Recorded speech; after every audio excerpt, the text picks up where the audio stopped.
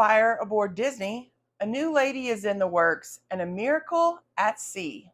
Ahoy, travelers! It's Amy with Cruising from the Ozarks here with your weekly Cruise News Roundup for the week of November 27th, 2022.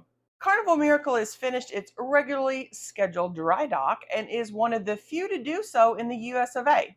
The Spirit class ship, built in 2004, underwent mostly cosmetic changes like new carpeting, tile work, fabrics, and new furniture. One of the big changes was the removal of the casino bar, since Carnival changed their policy and now only allows smoking in the casino for actively gambling people. The bar has gotten a lot less use on ships and has been replaced with more gambling spots. The Miracle began her return to the seas with a 5-night trip from Long Beach to Cabo San Lucas and will leave on a 14-night sailing out of Long Beach to Hawaii today. Fire is one of the last things a cruise ship wants to deal with, and lines have done a lot to mitigate the chances of a fire breaking out aboard ship. On Wednesday, a small electrical fire broke out on the Disney Wonder, with flames coming out of a speaker at the top right of the outdoor movie screen on Deck 9. The fire was quickly extinguished, but Decks 9 and 10 were evacuated for safety reasons, while emergency crews made sure everything was safe for passengers and there was no further risk of fire. Virgin Voyages had the floating out ceremony of its fourth ship, the Brilliant Lady, this week. The floating out ceremony is one of many ceremonies a ship goes through from the beginning of its build to its naming ceremony and inaugural cruise.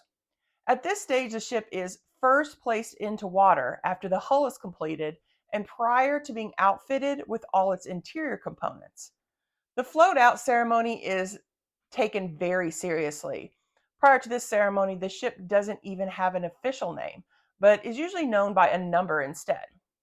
Identical to its sister ships, the Scarlet Lady, Valiant Lady, and Resilient Lady, it is scheduled to begin offering cruises from its home port of San Juan towards the end of 2023. Our last story of the week is a Thanksgiving miracle, but before we get to that, I would like to ask you to hit the thumbs up on this video. We're a new channel, and doing that really helps us get seen by more people in the cruising community. We are ending this week's roundup with a miracle at sea. One of the worst things to happen on a ship is someone going overboard, as it rarely ends well unless the individual was actually seen going over. On Thanksgiving, a man was reported missing on the Carnival Valor by his sister. He had last been seen the night before, leaving a club around 11 p.m. to use the restroom. It was around noon when she reported him missing. At that point, the search for him began aboard the Valor with a request for him to report to guest services being piped over the PA system, and staff asked to search the ship. Around 2 p.m., the Valor turned around and began retracing its path, and the Coast Guard was alerted along with other vessels in the area. The Coast Guard dispatched a Jayhawk helicopter to rescue the man after he was spotted in the waters off the coast of Mexico.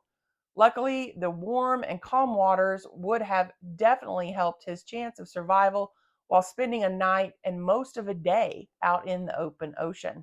The as yet unnamed man was flown to New Orleans and described as responsive, with no further updates on his condition being released at the time of this video.